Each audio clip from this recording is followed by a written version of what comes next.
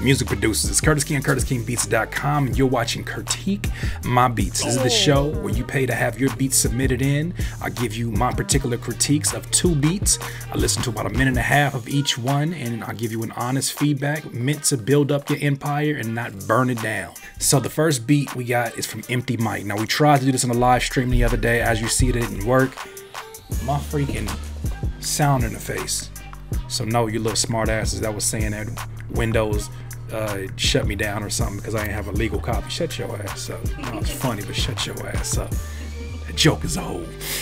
Anyways, we listening to Empty Mic right now. Empty Mic, I'm sorry, we tried to listen to it the other day. BeatStars was not working with us today. I tested it out beforehand. We're good to go. So let's go ahead and listen. You're 16 from Estonia. Let's go ahead and listen to the first one. BeatStars.com.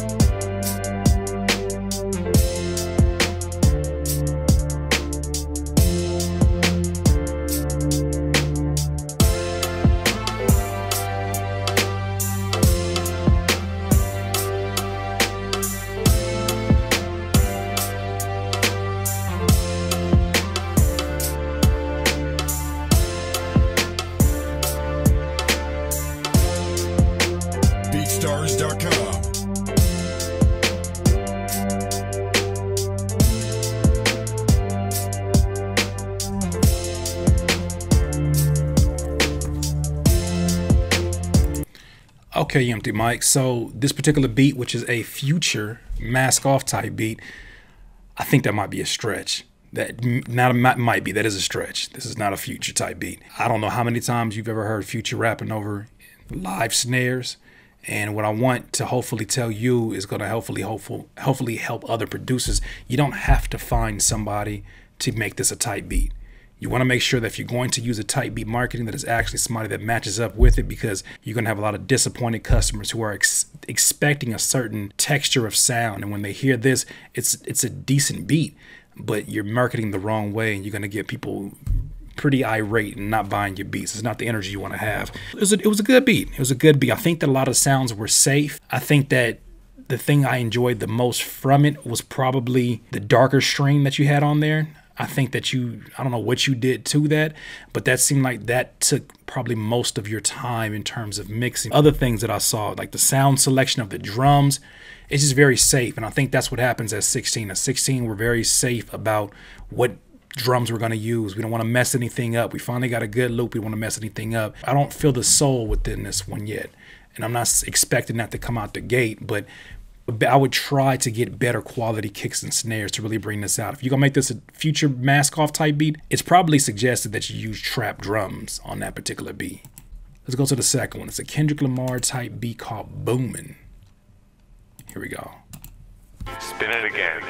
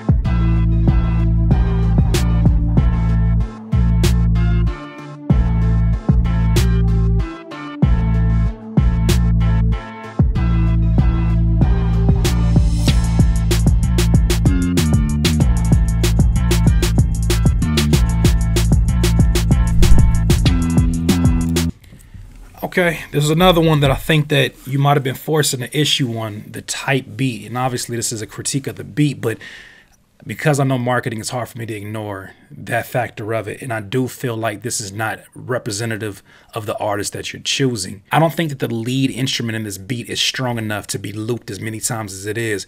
Here's the thing about it. If you're going to go the route of having a very simplistic lead melody, which is very common, especially in today's music, you better make sure that thing is somehow mysteriously hypnotizing or just entertaining, too catchy to ignore.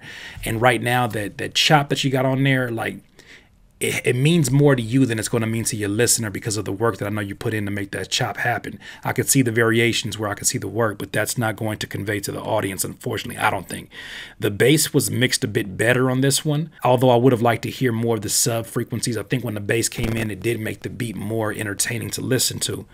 The combinations of sounds, when you started going into that high arpeggio, it didn't feel like the blend made sense altogether. It felt like you were trying to add another sound to fill it in, but it didn't necessarily sound like it didn't sound like these are all sounds that are for the same scene of a movie. It sounded like you took this particular VST, this particular sound, brought them all together, and then pushed them forward. And I think that, you know, when you think about making music, of course you want to go with your feeling. But right now at 16, you're going to have time. You're going to have time. Keep it going. Thank you for submitting your beat. Let's share your information. So the BeatStars link is beatstars.com/empty mic.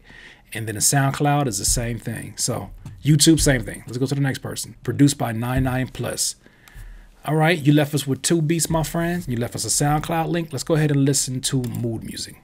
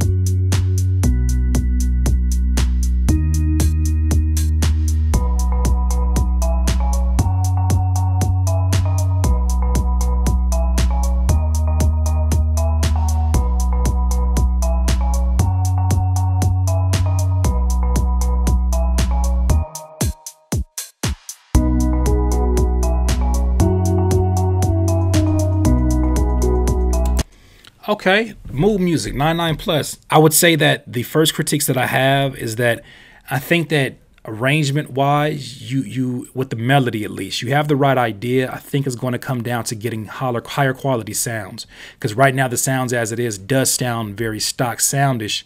And the thing is, you know, don't get it twisted. That doesn't mean go buy the most expensive VST. That means that you may have to sit more with the plugins that you have and figure out how to give some of these melodies more space. That main organ, I probably would have took that through some kind of distortion or just something interesting to give another texture. I probably would have took that lead, dum dum dum dum dum dum dum. I probably would have made it like a very present EDM lead. That's just me though, because I feel like that would make this thing stand out more. I think that the forward to the floor kick is good. The forward to the floor, doom, doom, doom. I think that that's cool, but I think that it can get very monotonous around the 45 to 1 minute mark. People are expecting some kind of a change up. And although you add other instruments, other melodies, I think that that change up is not present enough. And yeah, that was it for that one. Let's go ahead and listen to the second one called Sonic.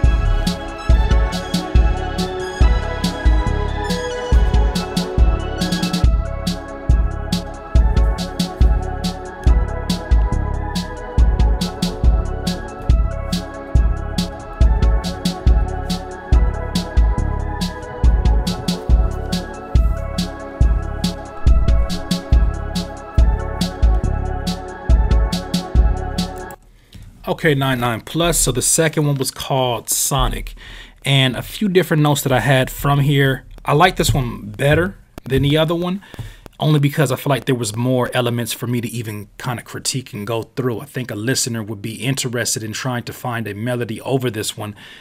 Although I do think I do see some similarities in the critiques that I have of the first one that I have of the second one. That being that I feel that the drums definitely need some more switch ups. And then apart from that, I feel like you might be like either over compressing your sounds or using sounds that are all within the same frequency range. So that snare, that pad, that kick, everything sounds like it's just kind of being pushed inside the same box. And I feel like this is the kind of beat, because of the pad instruments you chose, it's begging to be opened up. And I think the way you open that up is of course through mixing. It's of course through choosing sounds that have less filters over them. I don't know if you're putting a filter on that pad, but just letting it open up, bringing the highs out of the pad, bringing some of the highs out of the snare that probably people wouldn't even notice upon listening. Just, I think you need to open that beat up more. Right now, it sounds like everything is being made inside this really tight ball of sound, and you just got to open that thing up. Super dope. Okay, so then you left us with your SoundCloud links. If you want to go check out 99 plus SoundCloud, go to Produced by 99. All right. Thank you for submitting. Let's go to the next one. That's crazy, man. We had a 16-year-old. Now we got a 15-year-old, bro. This is so dope. So dope to see folks in on their music early. So Declan, oh, SPRY Beats. Okay, I keep telling y'all government names. SPRY Beats sent us 2 beats. Listen to it. Change.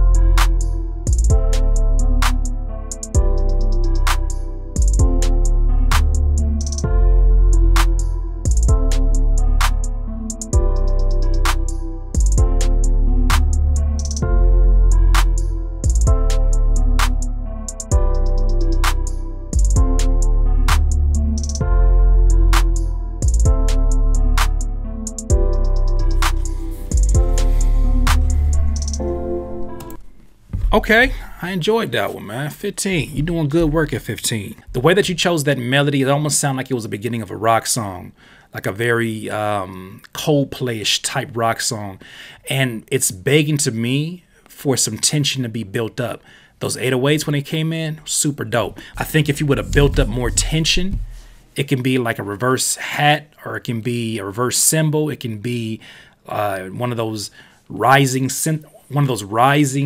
sound effects, something that's going to build the tension into that first kick. I think will be very interesting. I like your drum work. I would have probably added more reverb to the clap, and then there's another instrument in the background that is a percussive instrument to add more space to it, just so it sounds even bigger than life. Like, it already sounds like a stadium type emotional song, but those drums gotta align with that. I feel this is definitely something that I would ship this off to like Post Malone. Mix wise, I think that the kick could have used some more thump. I think that you let the 808 kind of steal the show on this one, and maybe that's to accentuate the vibe of it. I would have brought that kick up a little bit more. I enjoyed the mix overall though, and also I would bring in a dark pad. So in certain parts of this, it was asking to basically hammer home what the true emotion of this beat is. And I feel like a lot of songs in the chorus these days they use the dark pad to basically accentuate, all right, this is the mood that I need you to go through as I'm doing this chorus. And I think that that's the only thing that I feel is missing from this particular beat. But that was the first one. Let's listen to the second one. Under.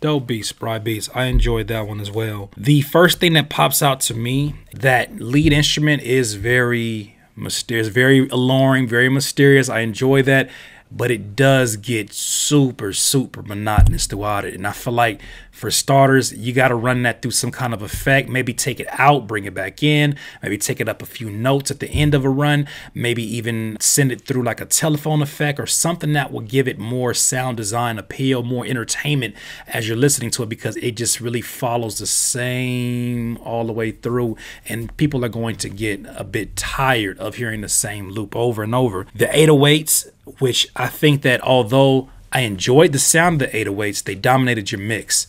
And they really took over everything else. It was hard to enjoy things once the 808 came in for me, because they dominated everything else, including your drums. Your drums were very thin on this one. And when I say thin, I just feel like there really wasn't any weight to them. How do you add weight? You layer. So for a clap like that, I would have chose that clap, which is like a very high pitch clap. And then I would have chose like a mid clap or the same clap, and I would have pitched it down underneath it and then like pushed it a little bit off the grid so it feels like a fuller clap. And also, I wouldn't hear a kick boost in both of these beats. I would have loved to hear the beats getting boosted, man. Check you out. 15 years old. You got your Airbit page already set up. Look, much respect to you. I think that that's so dope of you to already be on this route right now. You're not chasing placements. You're out here chasing his entrepreneurship, and I respect that. So if you want to connect with SPRY Beats, it's just as spelled right here, airbit.com, SPRY Beats. And there it is. Thank you for submitting. Let's go to the next one. David E. Maxwell, man, that's my people's right there, man. Longtime supporter, really positive dude. He says, man, I'm 56 years old. I'll be 57 on June 24th. How beautiful is that? Just think about how beautiful it is to be part of the producer community, where last emails from somebody 15. The one before that, or before that one, it was 16. This is such a beautiful community to be a part of. I'm so glad that it's so wide-ranging in age and influence. So you left us with 2 beats.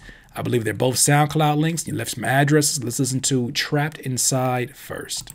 You're listening to a DEM Beats production.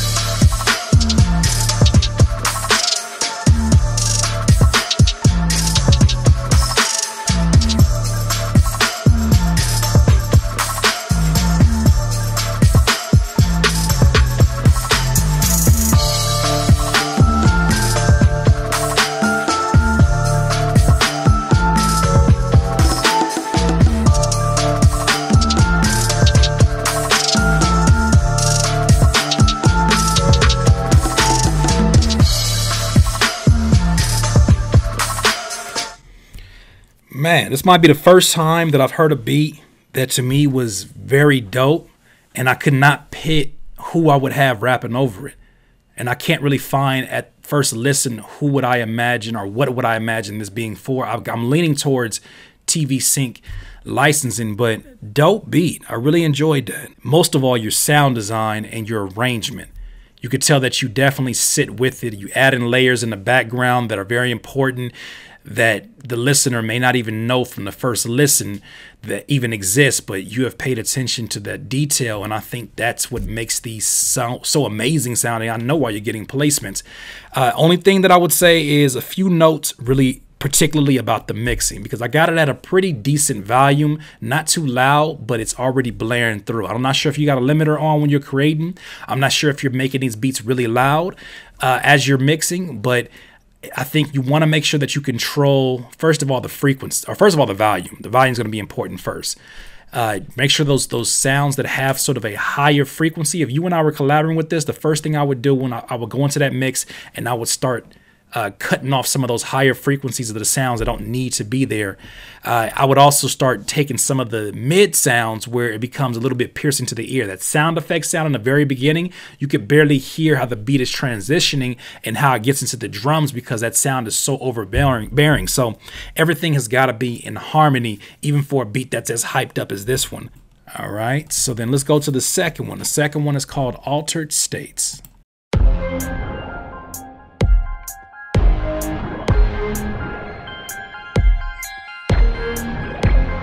Music produced by DavidMaxwellBeats.com.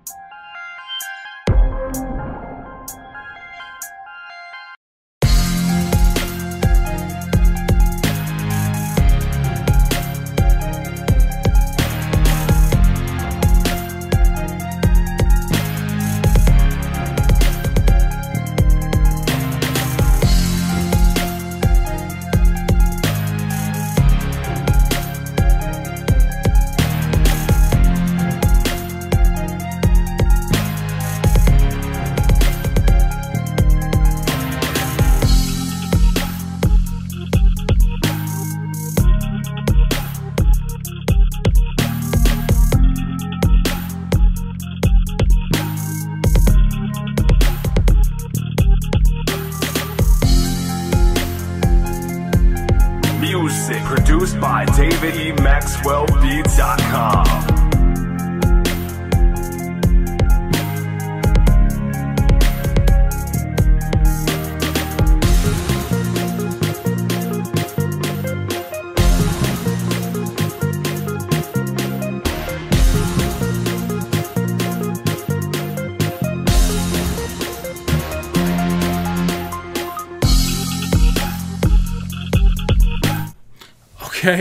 Okay, Dim Beats. Check you out, man. Super dope. I'll be honest, I enjoyed the first one a lot more because of the sounds that you chose.